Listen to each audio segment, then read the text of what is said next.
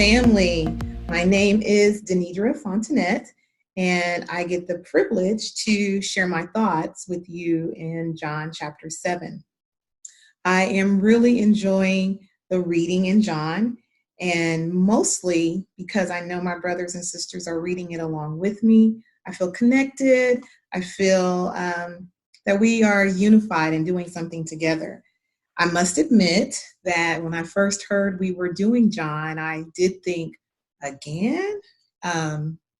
Okay. And partly because I've been a disciple for 23 years and I've read John over and over and over again. I've even read it with other people and studying the Bible. And so wasn't really fired up about it, but was happy to do it because you never can read it too much, right? And man, let me tell you, maybe there's some of you that felt that same way. I am so glad that I am being unified with what the leaders have put out for us to do, because there's been a lot that I've gotten out of it that's helped me today, helped me yesterday, and it's still something that I've read over and over again. So it just shows that the Bible really is living and active. Because it's living and active, it helps us in different situations. We can learn different things from it. And that's just such a jewel and such a treasure that God gives us in his word, that it really is walking with us and helping us. And it's relevant to our current situations and our current lives. So anyway, enough of that, and let's jump into the thoughts for John 7. In reading John 7, I was trying to, actually, it just kind of came about. I was going to say I was trying to think of a theme, but I wasn't trying to think of a theme. A theme just kind of came about. I saw a pattern, and what I saw was how Jesus was being in harmony with God. And just really what we can get if we're in harmony with God. So Jesus's brothers came to him, and they were actually asking him to go to Judea and leave where he was and go to Judea to do his miraculous signs and miracles there. Jesus knew that his brothers really didn't believe that he was who he said he was, but they were trying to get him to do those things. They even said, why don't you do these things in front of your disciples so they can see this, and you can't really become a public figure doing these things in private. Why don't you take it to the world? Basically, his brothers were saying, take your show on the road then. And I love when Jesus said in verse 6, the right time has not yet come. Jesus was able to not be pulled into what his brothers wanted, but he was able to say, it's not my time, and I'm okay with that. And I love that, because Jesus came to earth as a human, just like us, with the same temptations, the same flesh, the same weaknesses. And instead of saying, you know what, let me show you what I can do, Jesus was saying, no, it's not the right time. My time has not yet come. He had to be really in tune with God to know when the right time was. And that's one thing that I want to be more of, is in tune with God, so that I'm not swayed by my emotions, but I know what my Father desires. So the second thing I wanted to talk about was actually in verse 16. It says, my teaching is not my own. It comes from him who sent me. Here, Jesus was teaching to a crowd, and he came out and just said, my teaching is, let the crowd know that these things and this wisdom that you're hearing is not from me. It comes from my Father. It comes from the one who sent me. And I thought, aha, that is a way that you can be in harmony, by acknowledging where you get your strength from, where you get your wisdom from, where do you get these great ideas. I thought, how much more in tune with God would I be if I did that more often in every aspect of my life, on the job, when And same for you.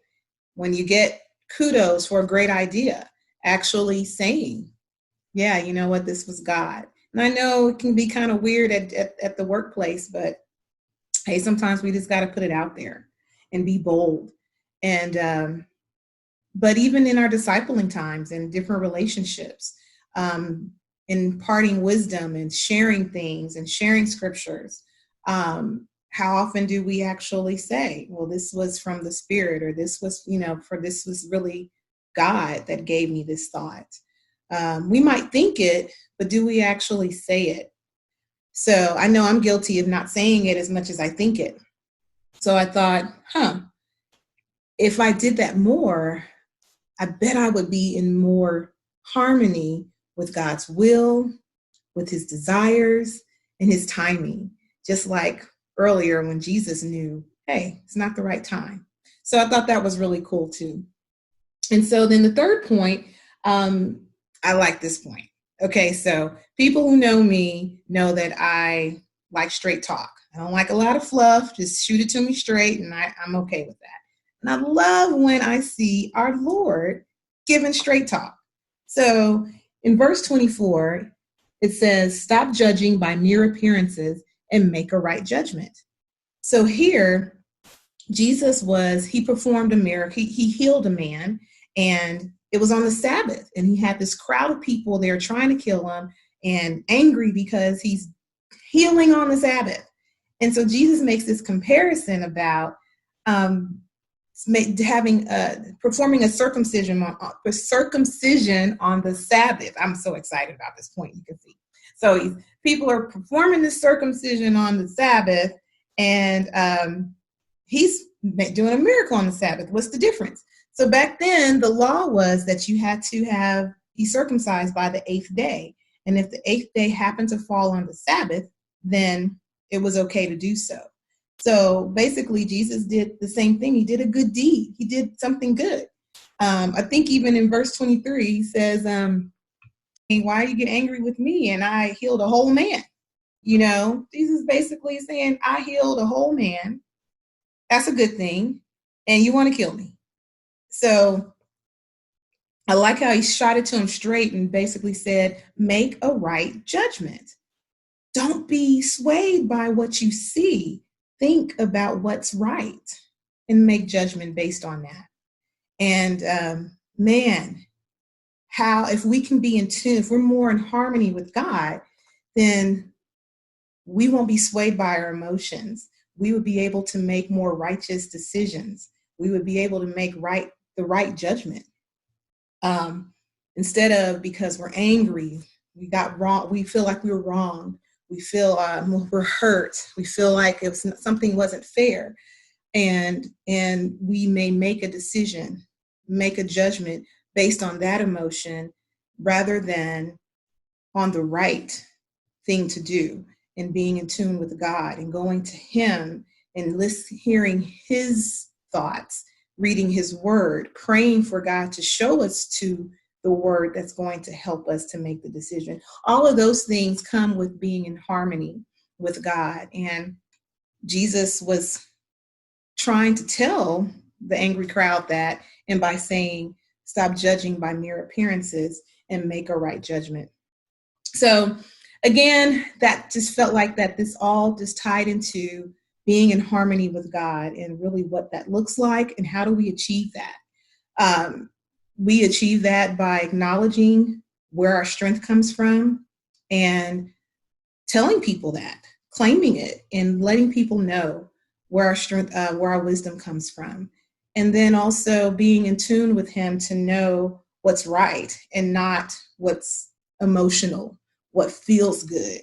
Are we sentimental with people and not calling out sin because of what we feel? Are we thinking about really what's right? Just want to say real briefly that I miss you guys. Praying for you guys. Can't wait until the time that we are able to commune together and fellowship together and hug each other. It's been hard not being able to leave the house, or leaving the house only to get groceries, but not being able to see my family. So I hope all is well with everyone, praying for everyone, and what sweet, sweet fellowship it will be when we can get together again. I hope you guys are all staying connected, reaching out to each other, checking on each other, picking up the phone and hearing each other's voices, Zooming to see each other's faces. And miss you guys, love you guys. Can't wait to see you